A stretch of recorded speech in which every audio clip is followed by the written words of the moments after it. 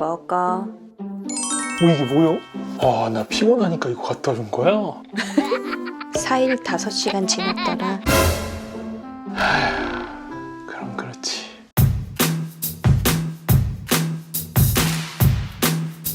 안녕하세요 여러분들, 테크노사우루스의 티라노입니다. 오늘은요 이미 관심 있는 분들은 다 봤을 만한 그 제품 아이패드 미니 6세대 제품을 가져왔습니다. 이 제품이요 사실 나온 지도 꽤 되었고 저는 이제 정발 이후에 제품을 구매를 했기 때문에 유튜브에서 여러분들이 이미 정보를 많이 보셨을 거란 말이에요, 이 제품에 대해서. 그래가지고 이 제품을 굳이 리뷰를 할 필요가 있을까 이런 생각이 좀 들었었는데요. 또 어떤 분이 이런 얘기를 하시더라고요. 이 제품에 대해서 정보가 워낙 많이 나오다 보니까 이게 좀 정리가 안 되는 편이고 또 뭔 말인지 모르겠는 얘기들도 굉장히 많은데 요럴 때 필요한 게 또 저 같은 정리충이라고.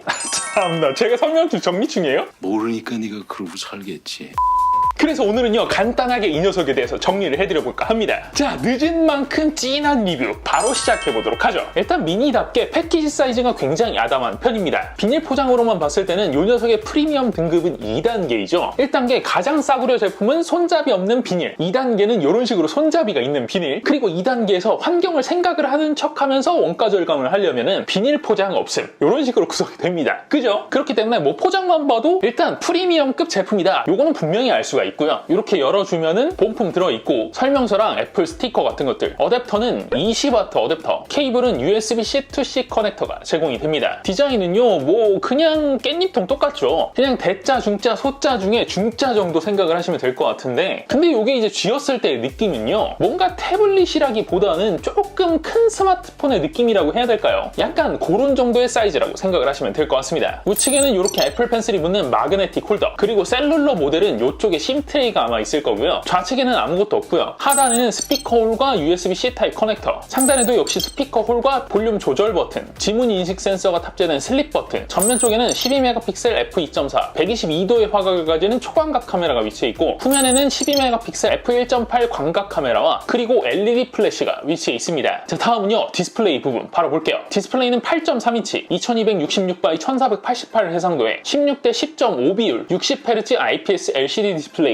탑재가 되어 있습니다. 애플 제품들 같은 경우에는요 P3 세격을 지원하는 브라우저를 통해서 세격을 매칭을 시켜도요 sRGB 기준으로 컨버팅이 되어서 출력이 되기 때문에 제가 가진 장비로는 밝기, 색온도의 명암비 정도만 측정이 가능했고요. 트루톤 오프, 주변광 오프 상태에서 수동 최대 밝기는 약 390니트, 트루톤 오프, 주변광 최대치 기준에서는 약 477니트로 측정 오차를 감안을 한다라고 한다면 스펙상의 500니트는 충분히 충족하는 것으로 보입니다. 명암비는요 둘 다 1200대 1 정도로 IPS 패널의 일반적인 수준이고요. 색온도는 약 6900K에서 7000K 정도로 약간 푸르딩딩한 느낌은 분명히 들긴 하지만 트루톤이 이게 꺼진 상태에서 측정을 한 거니까요. 트루톤이 없어도 거의 표준에 근접한 근사치다, 이런 정도로 말씀드릴 수가 있을 것 같습니다. 그리고 이 디스플레이에 조금 특이한 점 하나, 얘는 에어4랑은 디스플레이 비율이 살짝 다른 느낌이 듭니다. 보시면은 아이패드 프로나 에어에 비해서는 가로폭이 조금 작은 편이고요. 반대로 갤럭시 탭들에 비해서는 조금 넓은 편이다, 이렇게 보시면 될 것 같아요. 때문에요 영상 볼 때는 이렇게 이제 렛터박스가 기존 아이패드보다는 조금 덜 잡히는 편이기 때문에 요거는 참 괜찮은 느낌인데, 이렇게 몇몇 앱들, 특히 이제 대부분의 게임들에서는요 이렇게 좌우측의 화면이 약간 잘려서 나오게 됩니다. 그렇다고 뭐 이게 굉장히 많이 잘려서 나오는 건 아니기 때문에 뭐 그렇게 많이 불편하다 이런 느낌이 들지는 않긴 하는데요, 이게 뭐랄까 약간 그 베젤 비율이 안 맞는 느낌이 든다라고 해야 될까요? 그런 느낌이 좀 들기는 합니다. 그리고 이 제품 얘기를 하면서 가장 얘기가 많이 나온 게 바로 젤리 스크롤. 요게요 어떤 분들은 요게 뽑기 운에 의해서 발생되는 불량, 요렇게 알고 계시는 분들도 계시더라고요. 근데 여러분들 이거 불량이 아닙니다. 더 정확하게 얘기를 하자면 얘뿐만 아니라 모든 LCD를 가진 디바이스에서 발생되는 문제인데, 이게 뭐랄까 이 미니라는 특정 플랫폼에서 조금 더 도드라지는 느낌이 드는 그런 거라고 생각을 하시면 됩니다. 그런데요 여러분들, 이 젤리 스크롤 관련해서는요 이미 많은 분들께서 이 원인에 대해서 정확하게 분석을 해줬기 때문에 굳이 제가 요걸 얘기를 할 필요는 없을 것 같기는 한데, 몇몇 분들께서는요 그 얘기도 조금 어렵다, 저한테 조금 더 풀어서 설명을 해달라, 이런 식으로 얘기를 하시더라고요. 근데 제가 얘기하면 뭐가 틀려요? 저도 그 이상으로는 설명이 불가능할 것 같은데?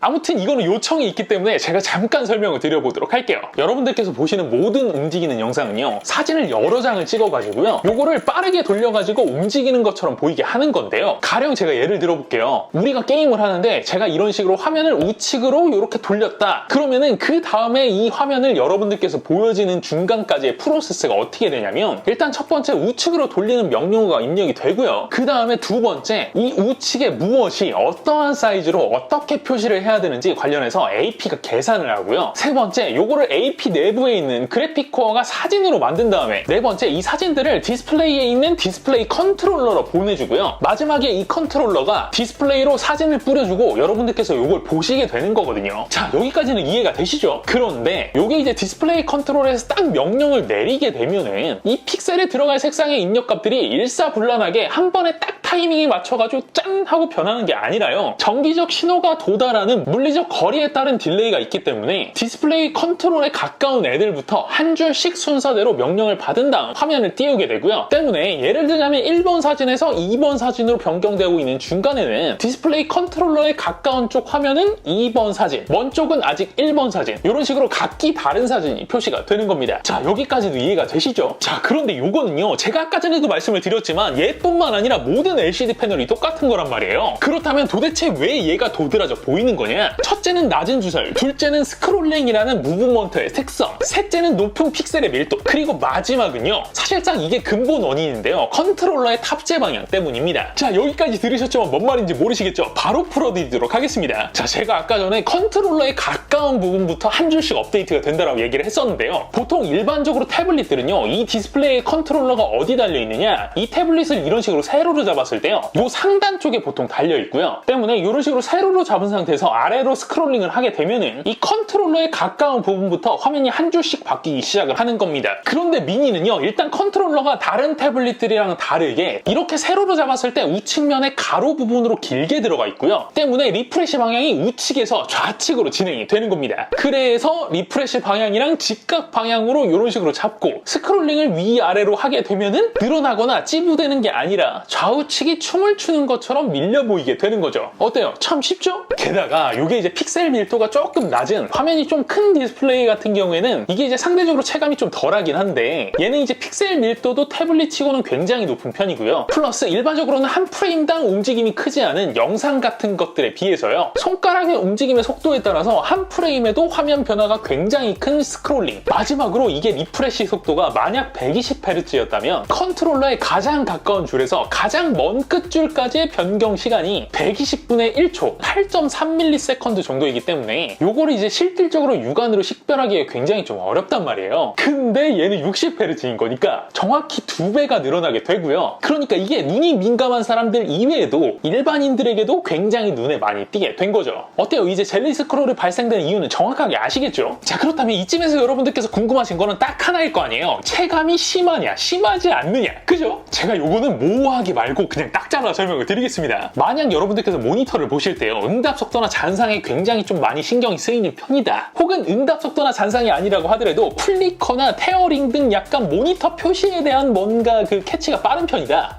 속된 말로 여러분들은 이미 눈을 베린 분들이거든요. 여러분들은 요 증상 진짜 확연하게 체감이 많이 되실 거고요. 반면에 아직 눈이 조금 퓨어한 분들, 가령 120Hz를 이미 경험을 해보신 분들이라고 하시더라도요, 응답 속도나 잔상 등이 좋은 A급 게이밍 모니터를 써보시지 않은 분들, 소위 말해서 아직 눈을 안 베리신 분들 같은 경우에는요, 요거 그렇게 크게 느끼시지는 못할 거예요. 아, 그래서 저는 어떠냐고요? 뭘 그걸 묻습니까? 이미 저는 베렸어요. 제 몸뚱아리 중에서 아직 조금 퓨어한 거? 귀는 약간 퓨어한 것 같은 느낌이 들기도 합니다. 너무 늙어버렸고.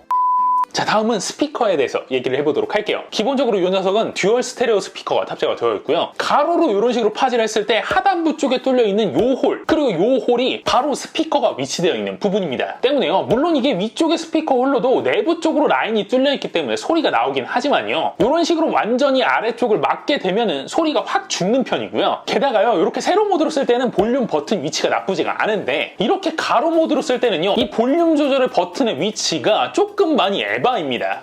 반대로 이렇게 뒤집으면 얘는 상하 조절 버튼이 바뀌기 때문에 얘는 괜찮다고요. 여러분들 근데 그건 일부 부분만 그런 거고요. 나머지는 괜찮지가 않습니다. 왜냐면요 여러분들 영상 볼 때는 뒤집어도 돼요. 왜? 이 기기의 부하가 그렇게 크지 않으니까. 그런데 여러분들 게임할 때 이런 식으로 파지를 하잖아요. 그러면 AP가 위치가 어디냐면 정확히 여기거든요. 때문에 이런 식으로 파지를 하고 게임을 한다? 온도 때문에 굉장히 거슬립니다. 때문에요 뭐 제 생각에는 어쨌든 볼륨 조절 버튼 같은 경우에는 넣을 데가 없었잖아요. 밑에다 넣을 수도 없는 거고. 그렇기 때문에 뭐 그것까지는 조금 이해가 되는데 이 스피커는 적어도 이 위쪽으로 배치를 하는 게 그렇게 어려운 일은 아니었을 건데 왜 굳이 가로 모드로 이렇게 잡을 걸 알면서도 이렇게 배치를 해놨는지 이게 조금 이해가 안 됐어요. 설계적으로 제가 애플한테 좀 불만족스러웠던 게 이게 지금 처음인 것 같긴 한데 어쨌든 조금은 아쉬운 느낌, 그런 느낌이 분명히 들었어요. 사운드 품질은요 제가 미리 들어봤는데 뭐 그런대로 괜찮은 느낌이거든요. 듀얼치고는 사운드 품질이 굉장히 괜찮은 편이라서 얘랑 에어포 그리고 갤럭시 탭 S7 이렇게 3개의 비교 영상을 준비를 해봤거든요. 같이 한번 확인해 보시죠.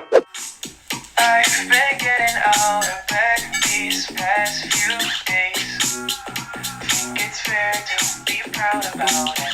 I've quit ordering from all those fast food chains. I'm feeling better, there's no doubt about it.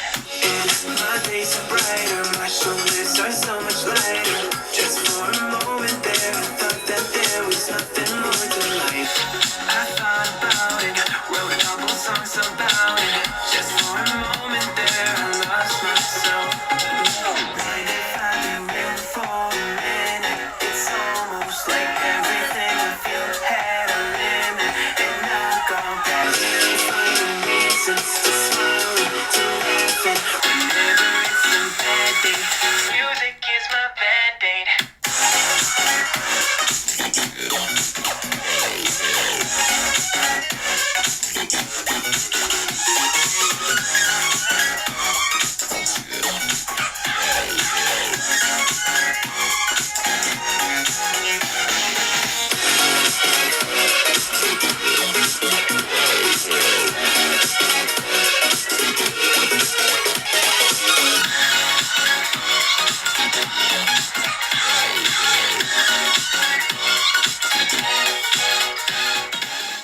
자, 다음은 필기 부분입니다. 일단 기본적으로 펜은 애플 펜슬 2만 연동이 되도록 되어 있고요. 필기감은 레이턴시, 시터링, 외곽 오차, 갈고리 현상, 호버 거리까지 완벽하게 에어포랑 오차 범위 내의 성능을 보여줍니다. 그런데요, 이게 뭐랄까 그림 영역은 사실 제가 그림을 그리진 않기 때문에 이게 작은 사이즈가 어떻게 적용이 될지는 잘 모르겠어요. 근데 그림을 제외한 필기 부분으로 오잖아요? 그래도 약간 이게 갈라집니다. 이게 어떤 때는 필기를 할 때 좀 더 편하다고 느끼고 어떨 때는 좀 불편하다고 느끼는 편인데 우리가 여기다가 글자를 갖다가 끄적거릴 때의 목적을 생각을 해보면은 2가지 정도가 있을 것 같기는 하거든요. 첫 번째는 수업할 때 노트 필기 같은 장문 혹은 요점 정리의 필기라고 해야 될까? 그런 거고요. 그리고 두 번째는 간단하게 그냥 기억해야 될 일이나 아니면 약속 같은 것들을 적어놓는 그런 메모, 요렇게 나눠볼 수가 있을 것 같습니다. 그런데 얘는 뭐랄까 결론적인 부분만 말씀을 드리자면요, 필기용으로는 조금 아닌 것 같은 느낌이 더 많이 들고요. 반대로 메모용은 조금 더 큰 애들보다 얘가 훨씬 더 편한 느낌? 그런 느낌이 굉장히 많이 듭니다. 이게 솔직히요, 세로로 이런 식으로 글을 쓰게 되면은 진짜 가로 길이가 짧아가지고요 몇 글자 쓰지도 못합니다. 그리고 이런 식으로 가로로 하게 되면은 그나마 쓸만하긴 한데 요건 또 이런 식으로 계속 스크롤링을 해줘야 되고요. 심지어 PDF 파일을 갖다가 이런 식으로 띄워놓고 그 위에 필기를 하려고라도 하면은 이건 뭐 보이지도 않습니다. 아니야?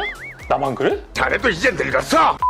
하지만 반대로 이게 메모용으로 쓸 때를 가정을 해보세요. 굉장히 일단 작고 가볍지 않습니까? 게다가 이런 식으로 한 손으로 딱 잡을 수도 있고 때문에요, 요거 두말할 필요 없습니다. 그냥 메모용으로는 요 이상은 없다, 완벽하다, 이런 느낌이 들었어요. 그러니까요 여러분들, 이 제품이 유튜버들한테 필기용으로는 추천 안 한다 이런 얘기를 많이 들으셨을 거예요. 근데 그 얘기는 모든 글쓰기를 얘기를 하는 게 아닙니다. 왜 우리가 메모할 때요 막 큰 공책에다가 막 스프링 막 요만한 두께짜리에다가 막 그런 데다가 메모를 하진 않잖아요. 그리고 반대로 수업 들어갈 때 요 안주머니에 들어가는 쬐끄만한 메모장을 갖다가 들고 들어가지도 않잖아요. 바로 그겁니다 여러분들. 내가 메모를 하는 건지 아니면 필기를 하는 건지, 내가 어떤 패턴으로 글씨를 쓰는지 요걸 갖다가 반드시 따져봐야지만 이 녀석의 필기 기능이 여러분들께 어떻게 작용이 될 건지 그게 바로 결정이 된다는 거예요. 여러분들 충분히 이해가 되시죠? 자, 다음은요 성능 부분입니다. AP는 아이폰 13 시리즈에 들어가는 최신 칩셋인 A15 바이오닉. 다만 아이폰 13 시리즈에 들어가는 애들에 비해서는 조금 클럭이 다운되어 있는 제품이 들어가 있고요. 사실 이 부분에 대해서도 썰이 굉장히 많은 걸로 알고 있긴 한데요. 제 생각에는요, 얘가 아무리 태블릿 중에서는 굉장히 작은 편이라고 하긴 하지만 스마트폰이랑 뭐 라인업에 간섭이 생길 만한 그런 사이즈는 아니라고 생각이 들고요. 또 에어포를 갖다가 팀키를 하기 때문에 이렇게 막아놓은 거다, 이렇게 얘기를 하시는 분들도 계시던데, 에어포는 여러분들 리프레시가 될 때가 됐단 말이에요. 때문에 제가 봤을 때 요거는 금 나누기로 보기는 좀 어려울 것 같다라는 생각이 좀 들고요. 이건 정확히는 뇌피셜이긴 한데요. 왜 인텔 같은 경우에도 CPU를 갖다가 막 세분화시켜서 나눠놨잖아요. 수율에 따라서 막 K, 논 K, 그리고 그래픽 칩셋은 죽은 거는 F, 살아있는 거는 F 빼고 이런 식으로요. 얘도요, 뭔가 이 A15 바이오닉의 칩셋의 수율에 좀 미달하는 애들, 그런 애들을 갖다가 이렇게 모아다가 클럭 조정 좀 하고 이런 식으로 좀 만들어서 낸 게 아닌가, 이런 생각이 좀 들긴 해요. 그러면은 A15라는 이름을 썼기 때문에 뭔가 좋은 칩셋을 쓴 것처럼 보이기도 하고, 원래 정상 A15 단가를 갖다가 조금 낮춰가지고 싸게 만들 수도 있고 말이죠. 어때요? 뭐 뇌피셜이지만 조금 그럴싸하지 않습니까? 어이가 없네.